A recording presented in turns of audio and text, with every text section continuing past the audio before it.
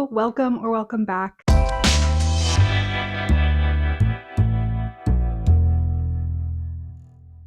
It has been a hot minute since I made anything, at least made anything for a video. So I'm very excited to get back into the swing of things today. For this video, we're going to be making a winter staple outfit. I'm very excited about this because a lot of my sewing goals this year kind of revolve around elevating my look while keeping comfort at the forefront because that is very important to me. So what I am planning today is making a white long sleeve basic top that can be worn all through the colder months and making a pinafore to put over it, which I'm really excited to try. I've never really worn a pinafore before, and I'm not like a super big skirt or dress girly, but I feel like I kind of caught the bug for skirts and dresses a little bit at the end of last year. So I'm excited to give it a try and just see how much use we get out of it this winter. I was kind of inspired by some of these Pinterest pictures, but I will also be honest, I feel like I was a little bit inspired by an outfit that I used to always put my Animal Crossing character in.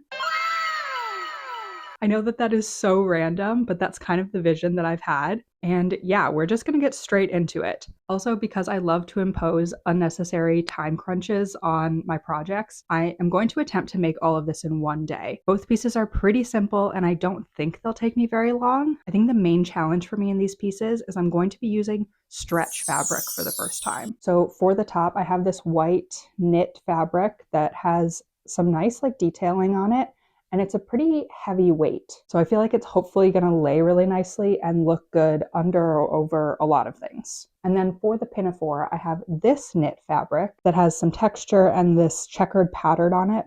What do we call this, checkered? I'm not sure. But regardless, it also has a little bit of stretch to it. My main goal in working with these stretch fabrics is to kind of get used to how stretch fabrics work, because as a little preview, the next video that will be coming out, I'm going to be working with some very stretchy fabrics, and I'm a little bit nervous about it. So this, I think, will be a good primer. Oh, also, if we haven't met yet, my name is Summer. I love to sew. I'm currently working on building up my wardrobe with more pieces that excite me and get me wanting to get dressed in more than just leggings and a sweatshirt every morning. So if that is of interest to you, please stick around. Okay, to assist in my one-day make time crunch, I have already gone ahead and cut out all of my pattern pieces. I am going to use a pattern for both the top and the pinafore. I actually thought about trying to self-draft some of my own pieces for the first time because these are pretty simple shapes, straightforward items. I probably could have self-drafted them, but that just felt like kind of an extra stressor that I wasn't wanting. So I went ahead and got these patterns. They are both from Aura Patterns, and I'll put the information on the screen about which ones they are. The only modifications that I made going into it is for the top, I lengthened it by 2 or 3 inches, and then I also lengthened the sleeves a little bit, just because I felt like they were maybe going to trend a little bit short, and I wanted to give myself a little bit more leeway with them. But otherwise, everything is cut as indicated in the pattern, and we will go ahead and start on the top.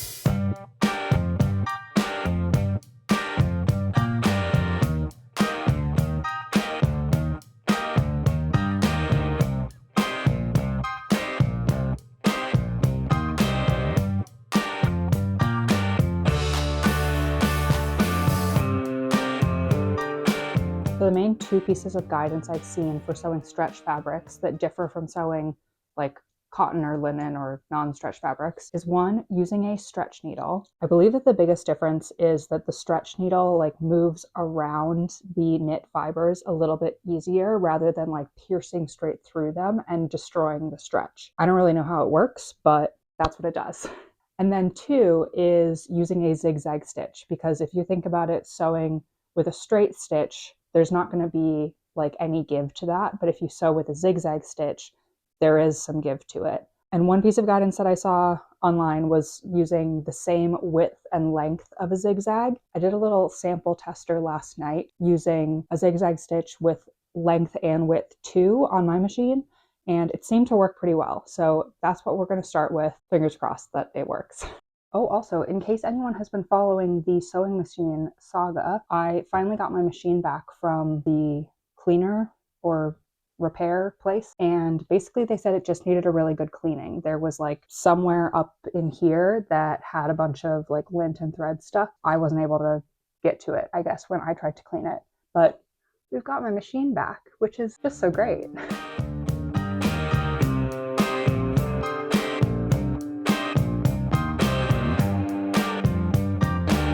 To start, I just pinned and sewed the front and back top pieces together at the shoulder seams, and now it's looking like this. I think the only other piece of advice that I didn't mention is being sure to not pull at the fabric while you're sewing it. Like, don't stretch it out. Really just let the feed dogs do all the work for you, which makes sense because if you sew it together all stretched out, then it's going to want to like bunch up and then the thread is going to be all weird. So that I think went well. We preserved the stretch. And then to finish these seams, I basically just graded the seam and then pressed it back towards the back and sewed along here like a top stitch essentially, which felt a little bit rogue and like not really the correct thing to do. The pattern just called for overlocking the seam to finish it, but I don't know, something about like pushing that seam allowance back so that it would lie flat on the shoulder just kind of felt correct. And so we went with it. So this is what the shoulder seam is looking like. Next step is to attach the arms. So I'm going to open up the front and back and attach the top of the arm piece to the armhole.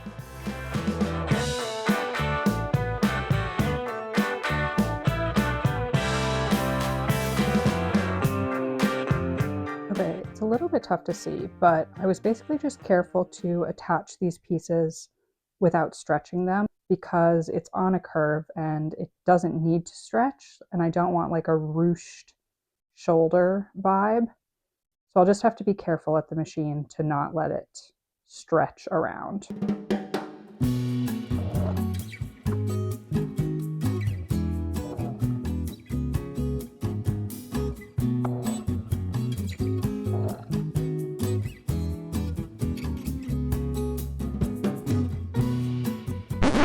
You guys, I just really painstakingly sewed that shoulder seam like super slowly, super carefully, trying really hard not to stretch the fabric any more than I needed to. And look what's happened. My bobbin thread was not working. There's thread in there. I don't need to re-spool my bobbin, but it didn't actually come out on the fabric. So that's really cool. I love it when you sew something really slowly and carefully, and then you have to do it again because your sewing machine didn't work the way that you expected it to.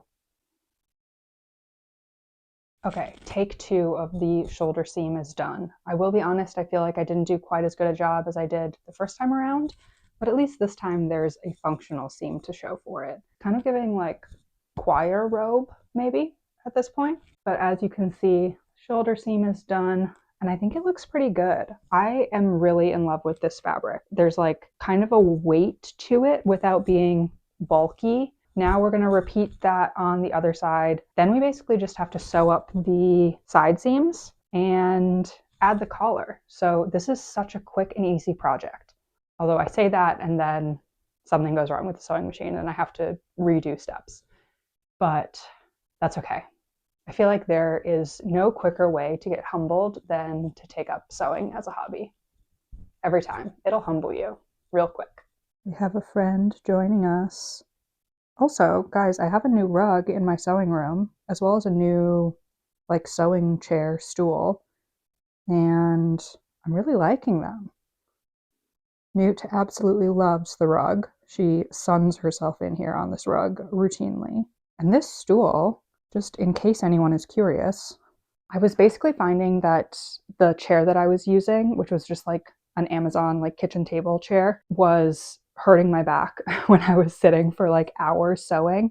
And I read a lot of things that recommended using like a saddle seat for sewing, and I thought I'd try it out. I'm really liking this one. I just got it from Target, and so far so good. My back feels better for it. I'm sure no one else was curious, but just in case you were, that's a little update on the sewing room.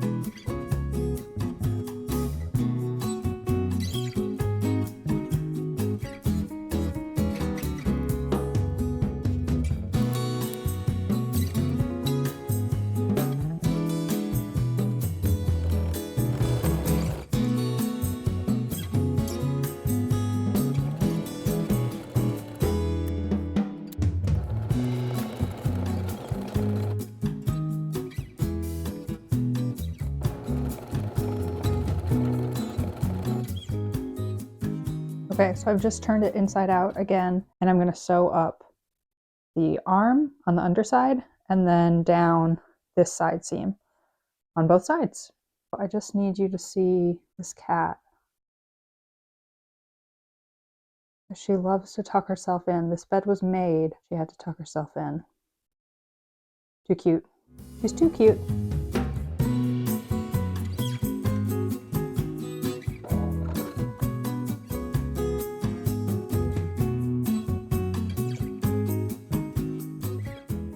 Okay, first try on.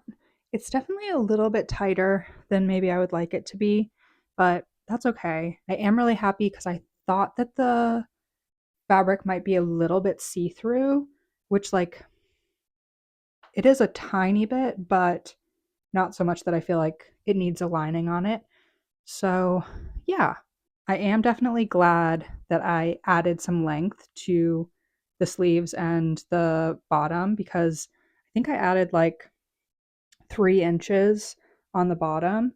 And yeah, it would have been a super cropped fit without that. And that just wasn't the vibe that I was going for. So really glad that I did that. Hello, Summer from the future here. I'm just watching back this footage and kind of laughing at past me because I completely spiraled out over the fit of this shirt. I filmed the clip that you just saw and then I basically went away and started second guessing myself and like didn't like the way that it looked in the mirror and couldn't figure out if it was too small and like if I needed to change the whole pattern. I legitimately considered just like starting over from scratch and making it larger because I thought it was too small. I like stopped the whole project and thought about this for like a full day. And it's just funny to me because looking back, I think that the shirt looks absolutely fine in the mirror. And I've since like worn the finished shirt out in the world and I think it looks absolutely fine. But it's just funny the way that sometimes our brains like trick us and like what I was looking at in the mirror looked completely different to me in that moment than what I'm looking at in the footage now, which is just like a really crazy experience. So anyway, I filmed a whole long clip like pontificating about whether I wanted to change the pattern or like redo anything or not. And I think it's really boring, so I'm not going to include it. But I did just want to include this here just to mention that I feel like when making things yourself, it is super easy to get caught up and second guess yourself and feel like you're not making something perfect, at least for me. And I think that's totally normal. And I think especially if you struggle with any sort of like body dysmorphia, I think that sewing your own clothes can really help with that. But it doesn't necessarily make the feeling go away. And yeah, it's been really interesting for me getting to like see those moments actually caught on camera and then like rewatch the footage later and realize like, oh, I actually don't think it was a big deal, that thing that I thought was a really big deal. So anyway, I just wanted to include that in case anyone else can relate. But moral of the story is the shirt was like maybe a little bit tight on me in that moment, but it turned out fine. It fits fine. And we're going to proceed on. It is a different day. It's actually a different week. Fully intended to keep working on this project last week, but I just got really stuck on the fit of this shirt. I think it was just a thing of like I had an image in my head of what it was going to look like. And then when I put it on, it didn't quite match that image. And so I was trying to figure out if I wanted to change the garment or just change the image in my head of what it was going to be like. Basically, if you know, you know, I think.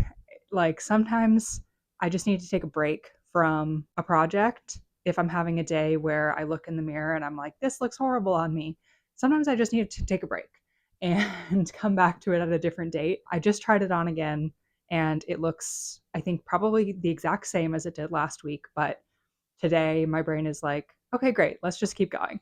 I think also it's a thing of this is meant to be a fitted turtleneck.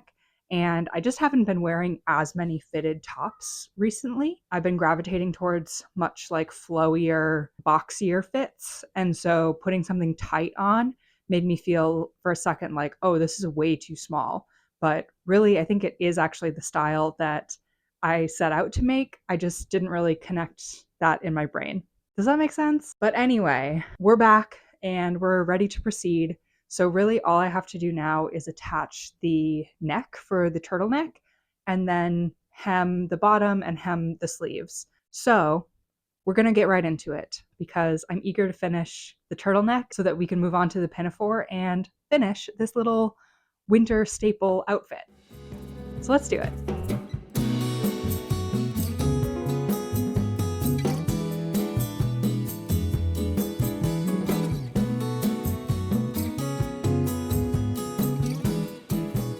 Okay, so it seems like the neck piece and the actual neckline on the shirt don't quite match. I feel confident that I cut out the pattern pieces correctly, but I think I'm just going to have to stretch the turtleneck piece a little bit to get it to match up with the collar line. Okay, now to sew this up. And I wanted to mention a comment that I guess doesn't really apply here because both of the pieces of fabric I'm going to be sewing are stretchy and like an equal amount of stretchy, but someone posted a comment on one of my previous videos that was so helpful. So if it was you, thank you so much, about working with interfacing in particular. And they were saying if you have one piece of fabric that's interfaced or like one piece of fabric that's essentially less stretchy than the other piece that you're sewing together, put the less stretchy side on top. That way the feed dogs on the sewing machine will work for you to stretch the stretchier side of your fabric as much as it needs to in order to fit with the less stretchy side. I don't know if that makes sense. And it's not completely applicable here because both pieces of fabric that I'm going to be sewing are stretchy, but I just thought that was the most useful comment. And this is the reason why I love posting videos on YouTube, because you guys in the comments are so helpful and thoughtful and kind. So anyway, we're going to sew this up and hopefully figure out the stretch situation as we go.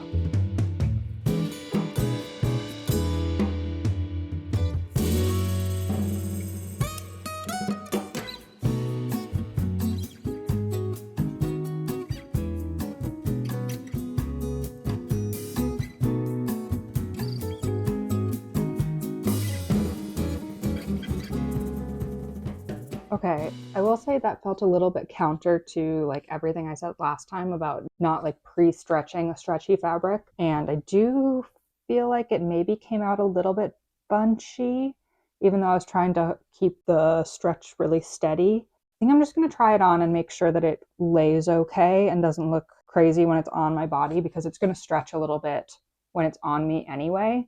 So it might look totally fine, but let's try it on quick before we finish the collar. Okay, so I just tried on the top and I didn't have my microphone with me, so I don't know if you could hear anything that I was saying, but basically is a little bit of puckering around the neckline, I think because of stretching it out the way that I did, but not enough that I am going to go ahead and redo it or like recut the turtleneck piece or anything. I'm just going to keep going with it. But something to keep in mind if I ever make this pattern again is maybe adding a little bit more length for the turtleneck itself, just because it felt like I had to stretch it quite a bit to make it match. I also got myself a coffee because I don't know if you can tell like in my face how tired I am today, but I am fading fast. We've got a coffee to keep us going.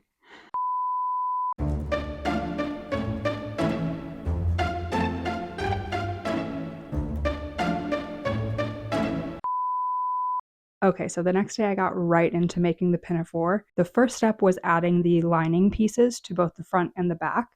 I initially wasn't going to add any lining because the fabric doesn't like require it. It's not see-through or anything. But then I realized that the lining piece is kind of integral for finishing the top edge of the pinafore. Since you're not sewing it onto anything else, if you don't line it, then you're just going to have a raw edge. So here I'm just putting the lining in the front and then the lining in the back, right sides together, and sewing those up along the side and then along the V that's in both the front and the back. Okay, so I just finished putting the lining pieces in on the pinafore, and I actually needed to unpick some of the stitches that I did on the first one because I realized I shouldn't have closed up the actual like side seam portion and the top shoulder seam portion, because obviously those pieces are going to be like put together with the matching back front piece. It doesn't make sense to close them now. But anyway, I do want to refer back to the instructions because I'm about to put the pockets in, and they are these like side pocket style. And I'm pretty sure I've never put in side pockets successfully the first time. I always put them like the wrong way around or do something wrong with them and have to unpick them and do them again. So in an effort to only have to put these pockets in once, I am going to refer back to the instructions. Okay, place the pocket pieces on top of the front dress with the right sides together, matching the notch with the top of the pocket. Okay, so now I have the pinafore and I'm just going to put the pocket piece in. Make sure that I put it in the correct way. So I'm putting right sides together, and then obviously I want the pocket kind of like facing down. So I'll do that on both sides on both pieces. So right and left on the front and back piece. And then we'll sew the whole thing together.